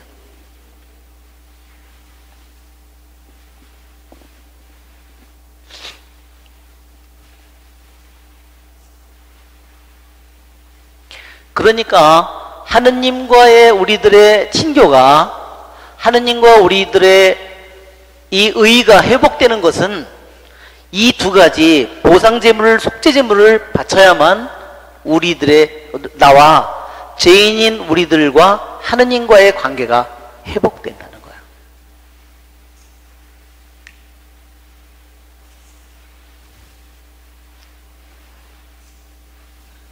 이렇게 친교가 회복된 다음에 그 다음에 곡식제물을 바쳐요.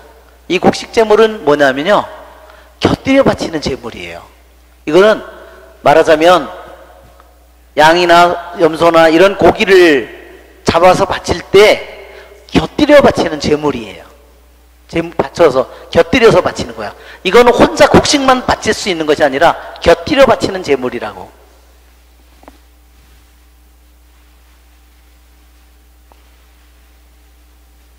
이것은 뭐냐면, 곡식제물은 뭐냐면요, 이것이 아주 고운 밀가루예요.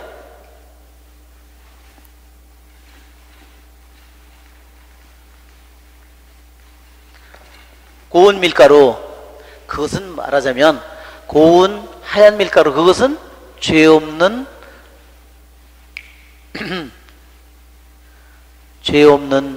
없는 그러한 제물을 가리키죠.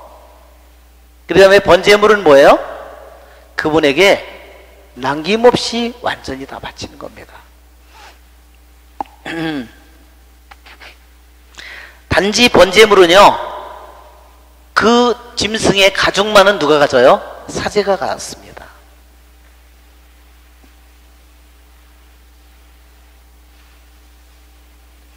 친교제물은 이 제물들 중에서요, 사제와 그것을 바치는 사람이 함께 먹을 수 있는 유일한 제물은 친교제물이죠. 그렇죠?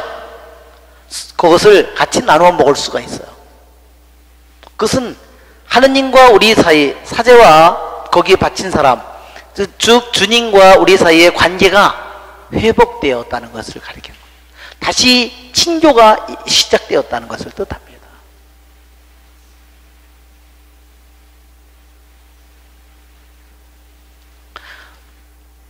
번제물은 여러분이 뭔지 아시겠죠? 완전히 하나도 남김없이 당신에게 완전히 하느님께 바친 거예요. 그것은 하느님과 하나가 된 것입니다. 이 모든 것은요, 이 모든 제물은요, 5가지 제물은 다 누구를 통해서 완성될까요? 예수님을 통해서 완성되는 겁니다.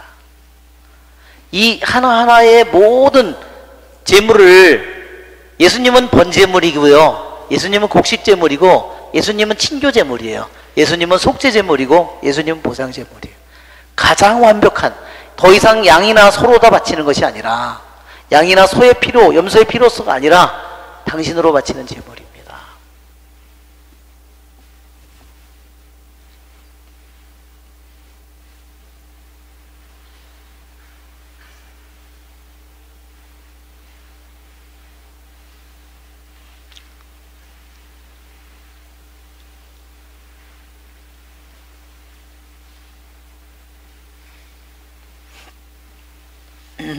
자, 여기에 속죄제물하고요, 보상제물에는 차이가 있어요.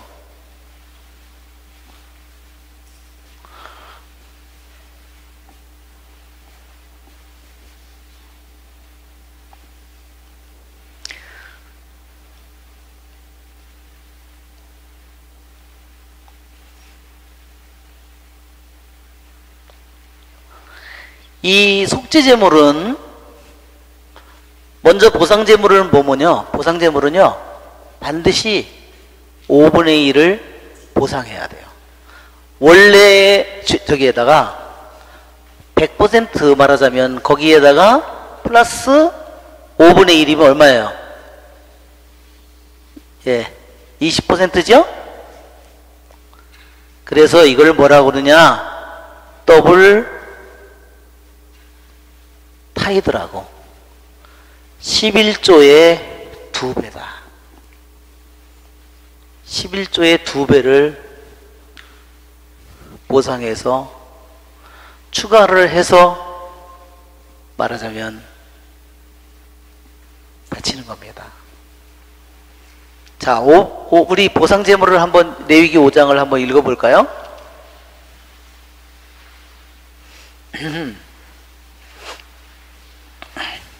자, 보상제물의 어떤 경우에 보상제물인가?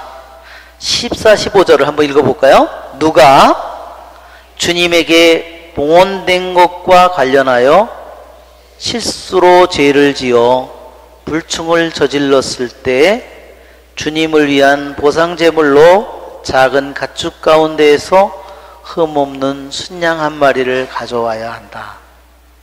그것은 성소 세켈로 은 몇 세켈이 되는지를 정한 값에 따른 보상제물이어야 한다. 그는 봉헌된 것과 관련하여 지은 죄를 배상하는데 그 값에 5분의 1을 더 보태어 사제에게 낸다.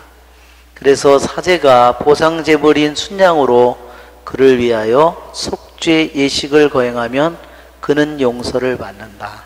누가 모르고 했을지라도 주님이 하지 말라고 명령한 것을 하나라도 하여 죄를 지어 죄인이 되고 죄값을 지게 되었을 때 정해진 값에 따라 작은 가축 가운데서 흠없는 순양 한 마리를 보상제물로 사제에게 가져와야 한다.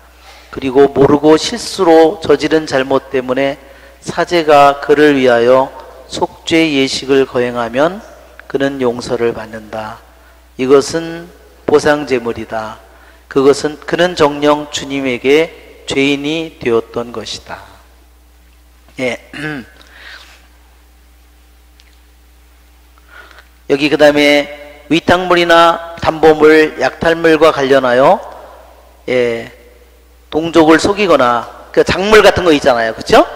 작물, 남이 물건을 맡았는데 그걸 나 그거 모른다.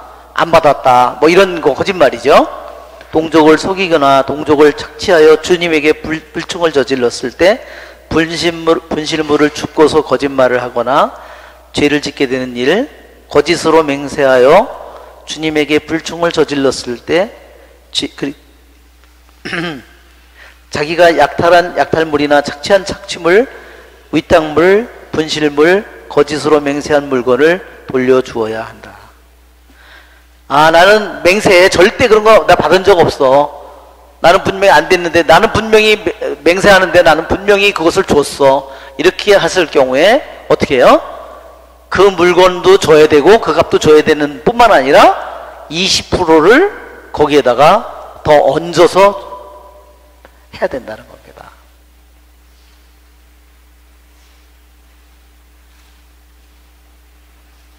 이거 어떤 사람은요, 가끔가다 고해성사를 보면요, 이런 거를 고해하는 사람이 있어요. 제가요, 보석을 받았는데요, 보석을 못했어요. 그러고 끝내는 거야. 그 사람은. 그것은, 보석은 사제기용을 통해서 용서되는 게 아니에요. 보석은, 그렇죠? 신부가 사제기용을 한다고 보석이 없어질까요? 그것은, 보석은 자기가 안 하면 연옥에 가서 받아야 되는 거잖아요. 그러니까 자기가 나 보석 못했습니다. 지난번에 받았는데 잊어버렸습니다. 그렇게 하면은 그것이 용서받는 게 아니라 자기가 연옥에 가서 그걸 해야 되는 거예요. 그렇기 때문에 보석을 못한 거는 절대로 고백할 필요가 없는 거예요. 근데 어떤 사람은 그거를 아주 다 한꺼번에 보따리로 해가지고 이게 다 처리해버리는 땡처리를 하는 사람이 있더라고. 그거 아주 잘못된 거예요. 그것은 왜냐면, 보상을 안 하면 그 사람이 관계가 회복돼야 안 돼요. 이렇게 가는 거예요, 순서가. 보상을 할 거는 반드시 해야 되고, 속죄를 할 거는 반드시 속죄를 해야만 친교가 회복되는데요. 이거를 안 하고, 속죄도 안 하고, 그냥 거저 먹으려고. 그게 돼요? 친교가 그렇게 안 이루어지는 거예요. 그냥 영성체험만 하면 친교가 회복되는 줄 아는 거죠. 이건 절대 안 돼. 이 예위기는 그래서 우리들 모두에게 하느님과 우리 사이의 친교가 회복되기 위해서는 마땅한 보상이, 마땅한 속죄가 있어야 된다는 것을 우리에게 보여주는 겁니다. 이 보상제물도 분명히 죄예요. 이것도 죄예요. 남의 물건을 내가 가졌다든지 분명히. 그러면 속죄제물과 보상제물의 차이는 뭐냐면요, 이것은 보상제물, 이것도 분명히 죄인데요, 어떤 차이가 있냐면은 이거는 내가 구체적으로 행한 죄예요. 실제로 내가 구체적으로 행동으로 지은 죄, 그것을 보상해야 되는 거예요. 그 값에다가 플러스 20%를 더해서.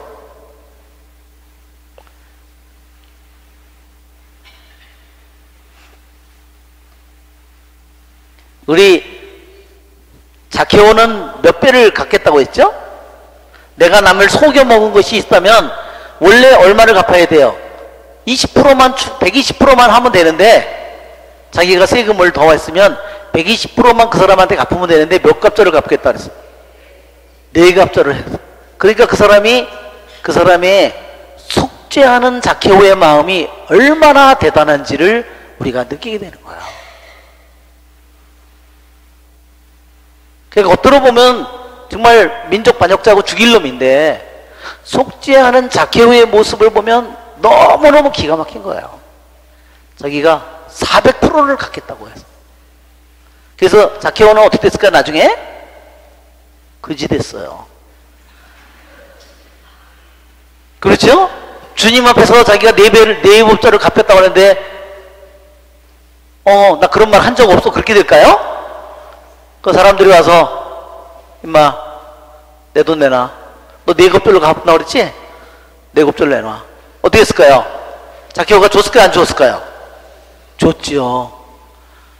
전해지는 바에 의하면 자케오는 재산을 완전히 하나도 없는 상태에서 나중에 주교가 되었다고 그렇게 알려져 있습니다.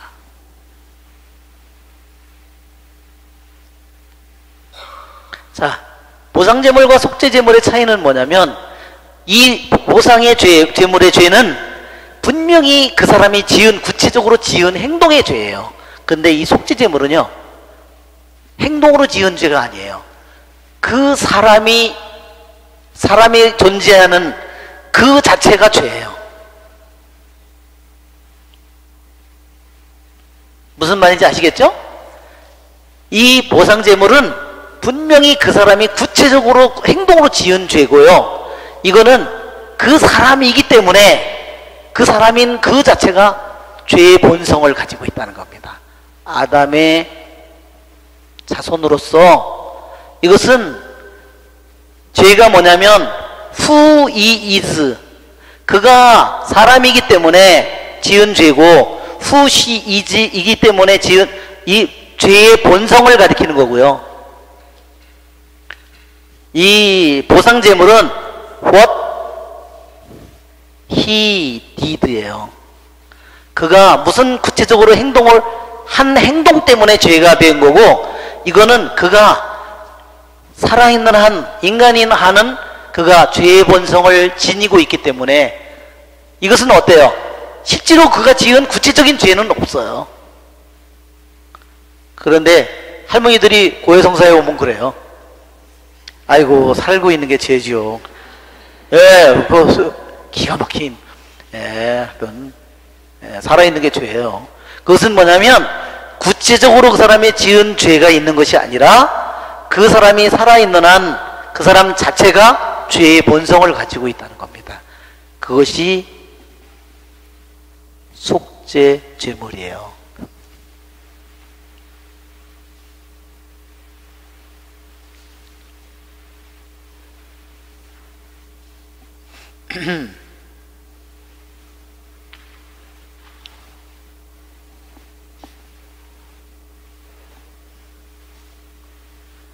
예, 저렇게 예수님은 십자가 위에서 당신을 완전한 제물로 바친 거죠? 예, 이 모든 제물이 예수님 안에서, 예수님은 우리들의 죄에 대해서 100%만 바쳤을까요? 아니 120%만 바쳤을까요? 예, 그분은 인간이 되셔서 우리들의 죄를 갚을 뿐만 아니라 하느님으로서 그것을 갚았기 때문에 120%만 바친 것이 아니에요. 값으로 따질 수 없을 만큼의 어마어마한 배상을 그분이 바친 거예요.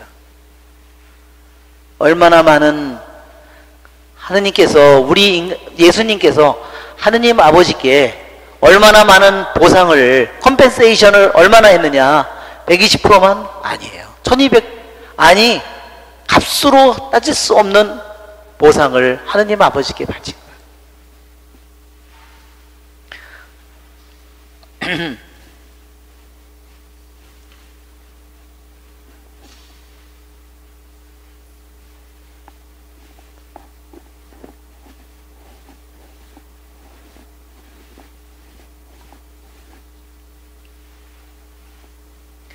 자, 우리 또 한글 파일이 아마 또 있을 텐데,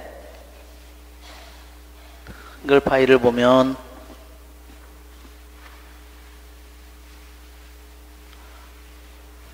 예, 인문이라고, 그림 포함된 거로 한번 볼까요? 예, 그림 포함된 번제물을 보고, 이게 더 이렇게 올라가가지고 1번 예, 번제물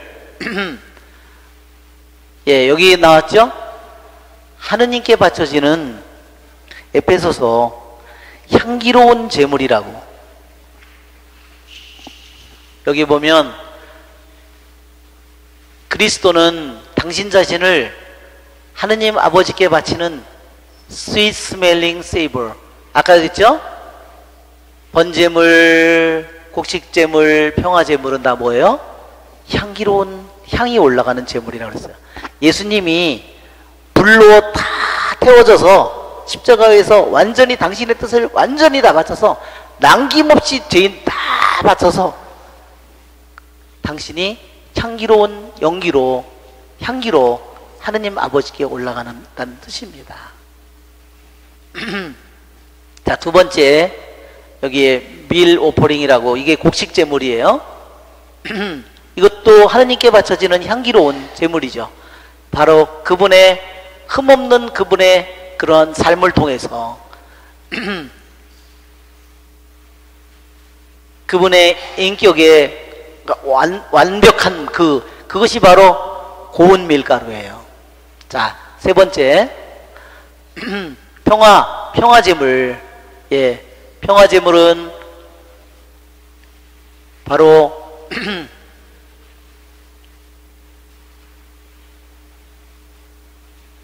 자, 그 다음에 또 올라가 봅시다.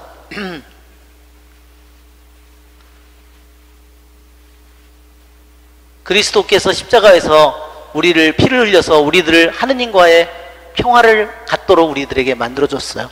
우리들을 다시 하느님의 아버지의 마땅한 처벌을, 의노를 사야 될 우리들을, 하느님 나라의 관계가 막혀진 우리들에게 다시 평화와 친교로 이루어져서 우리들이 하느님의 용서를 받고 하느님의 아들, 딸로 만들어준 그러한 친교의 제물이 되셨습니다. 자, 또 다른 한글 파일이 하나 있죠? 또 다른 한글 파일, 인문으로 보면, 예, 여기도 5개. 자, 또 올라가 보면, 아래로 내려가면서 우리,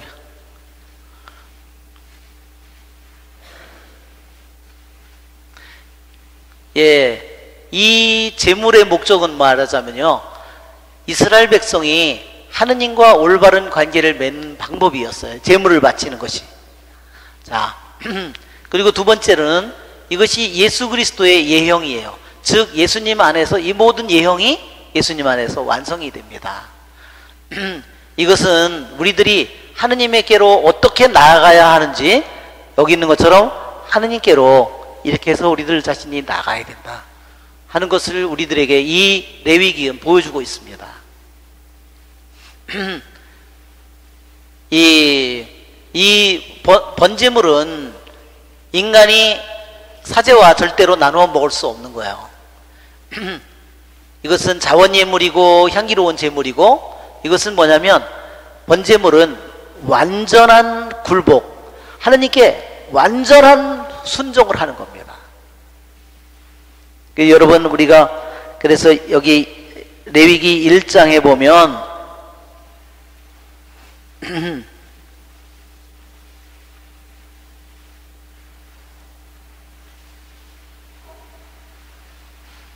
레위기 1장에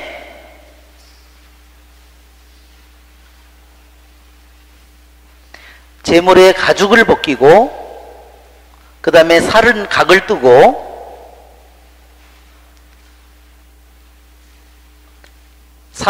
아론의 아들인 사제들은 각을 뜬 고기와 머리와 지방을 제단의 불에 얹은 장작 위에 차려놓는다. 그리고 제물을 바치는 이는 내장과 다리를 물에 씻어 놓으면 사제는 그것을 제단 위에서 번제물, 주님을 위한 향기로운 화제물로 살아봤죠. 완전히 불로써, 연기로서, 향기로서 바쳐지는 겁니다. 그렇죠? 우리들도 번제물이 될 수 있죠? 우리들의 마음이 하느님의 사랑으로 다 남김없이 타버리면, 내 뜻과 내 마음과 뜻이 완전히 타버리면 그때 우리들이 번제물이 되는 겁니다. 우리가 엘리야나 엘리야 어때요? 불마차를 타고 올라가죠? 왜 그렇게 되냐? 그는 이미 번제물이에요. 이미 살아있을 때 이미 그는 마음이 어때요? 하느님의 사랑으로 불타고 있는 영혼이에요. 죄인들에 대한 사랑으로 불타고 있는 영혼이에요.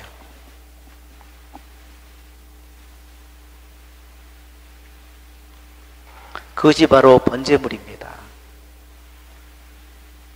그러니까 여기에 번제물은 가죽을 벗기고 그 다음에 살을 다 각을 뜨고 머리 지방 다 분해하고 내장 다 분해하고 그렇죠? 그렇게 해서 다 이 모든 것들을 완전한 그러니까 내장이 무슨 뭔지 알죠? 우리들의 겉도 우리들의 속도 그렇죠? 우리들의 뼈도 근육도 신경도 남김없이 다 그분께 번제물로 바쳐야 된다는 것을 의미합니다.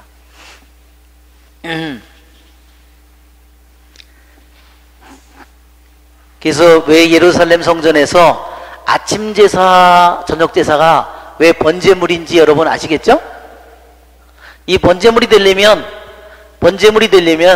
이것을 다 거쳐서 가야 돼요.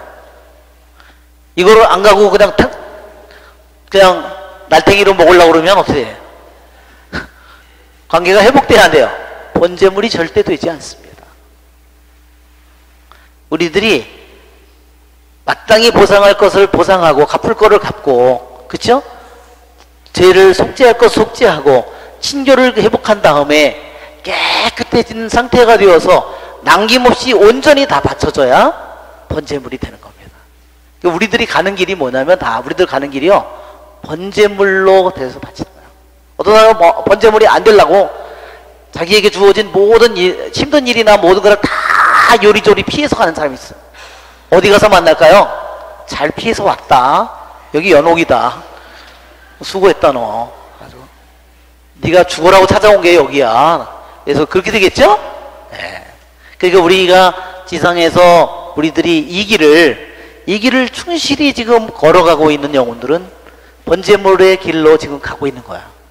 그렇죠? 그래서 불도 안 붙여진 영혼도 있겠죠? 아직도 각을 뜨고 있는 아직도 내장을 똥을 빼고 있는 영혼도 있을 거 아니에요. 그치? 어떤 데 가죽도 안 벗겼어. 예?